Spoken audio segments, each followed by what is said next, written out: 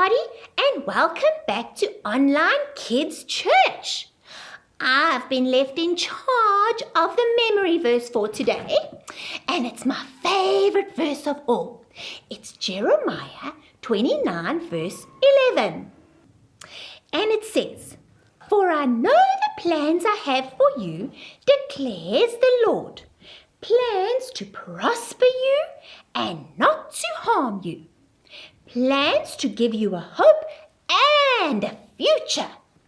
Now, I'm going to need your help because I've been trying to teach my new friend this verse for the longest time and he's just not getting it. Where is he?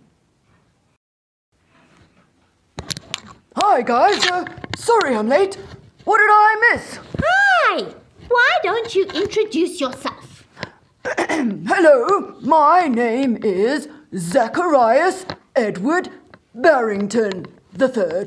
I didn't know that was your name. Yep, but you can call me Zeb for short. Okay, that's easier. Okay, well, I was just telling everybody that verse, Jeremiah 29 verse 11. Oh, I know that verse. Wait, no. Yes, I'll say it for you. For I know the to-do lists I have for you. Hang on, guys. Do you think we can help Zeb out? Let's all say the first part together. For I know the plans I have for you. Okay, here it goes. I got it now. For I know the plans I have for you, declares, Peter?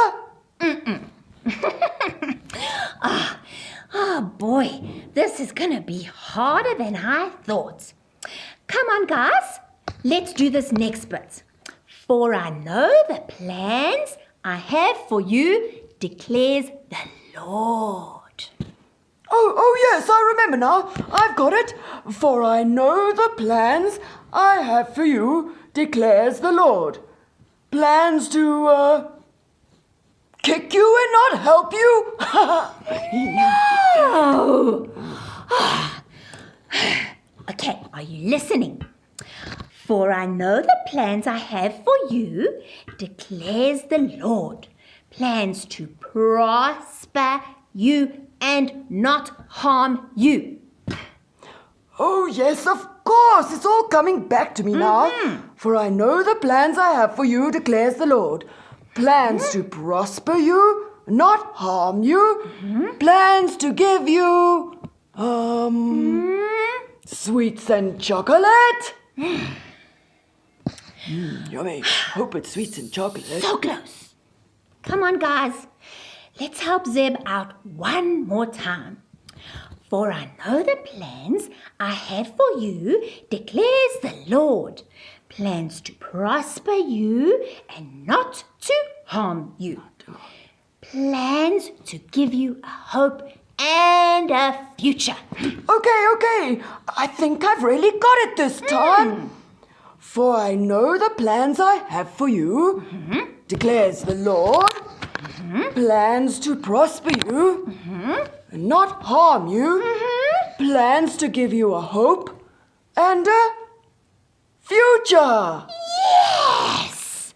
You got it, Zeb. Well done. Did you guys at home learn the verse as well? Well, thanks everybody. That was a really good verse to have in our hearts forever and ever. Bye! Bye.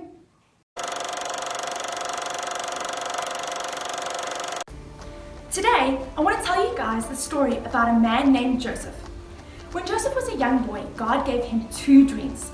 These dreams were about the plans and the future that God had for him. In his dreams, Joseph saw himself as this great and powerful man. So great that his older brothers and his parents actually bowed down to him. How do you think Joseph must have felt when God told him about this plan? How would you have felt? Yes, Joseph was pretty pleased with himself, and he told his whole family about this dream.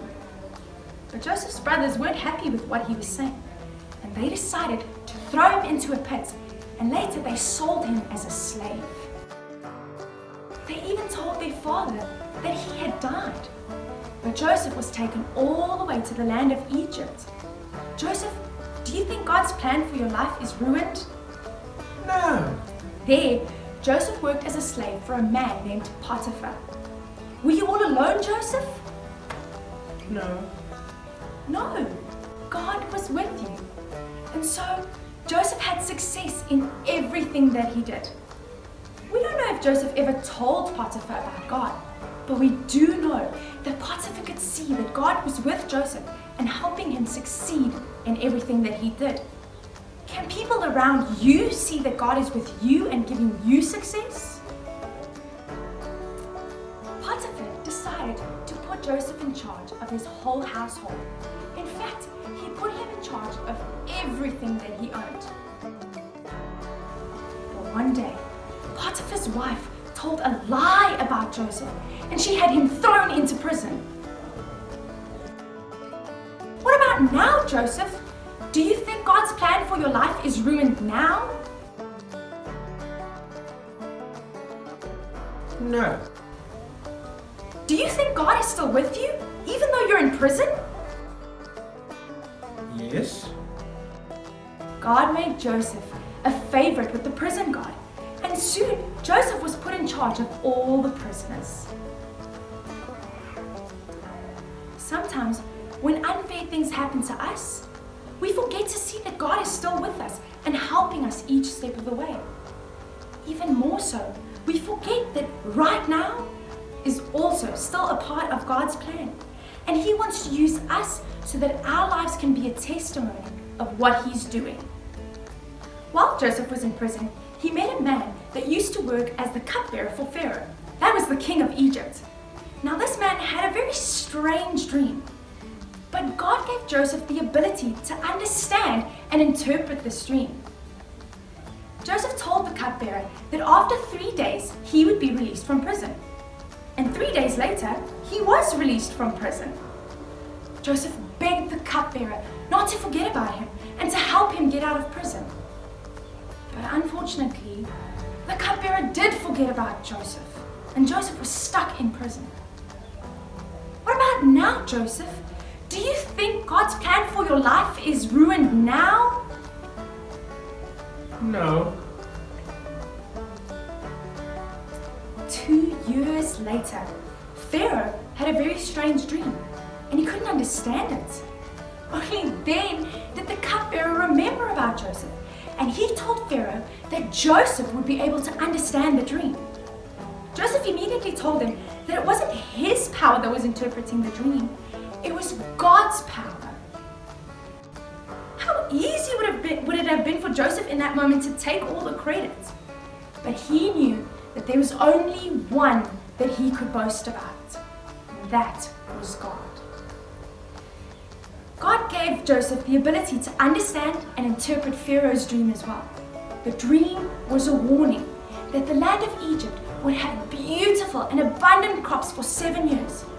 But then everything would change, and for 7 years there would be a famine. There wouldn't be enough food for everybody in the land. Pharaoh was so impressed with Joseph's wisdom that he made Joseph second in charge of all of Egypt. When the 7 years of famine came, Joseph's brothers traveled to Egypt to go and buy food because there was no food in their land. And when they saw Joseph, they didn't recognize him. They just saw this great and powerful man, and they bowed down in fear and respect for him. The dream Joseph had as a young boy had finally come true. The plan and the future that God had for Joseph had finally been fulfilled. Now in our lives, sometimes things happen that are really difficult and really scary. But remember, God is with us every single step of the way.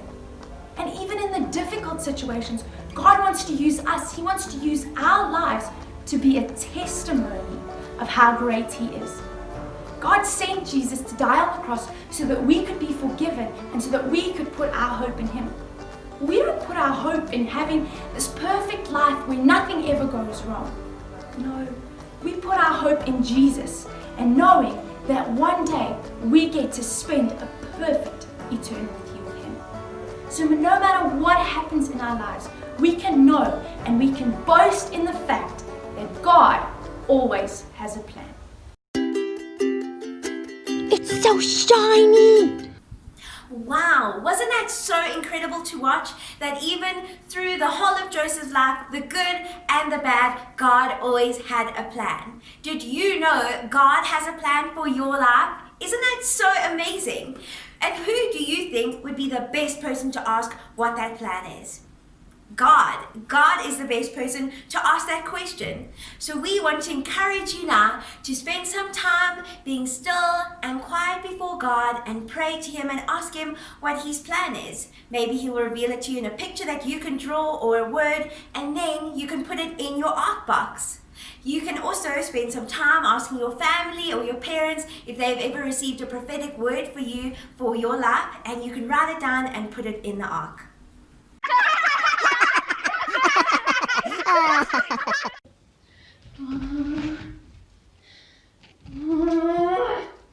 What's she doing? Is she training for a marathon?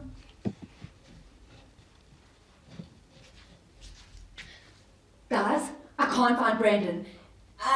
We needed a joke of the week. No.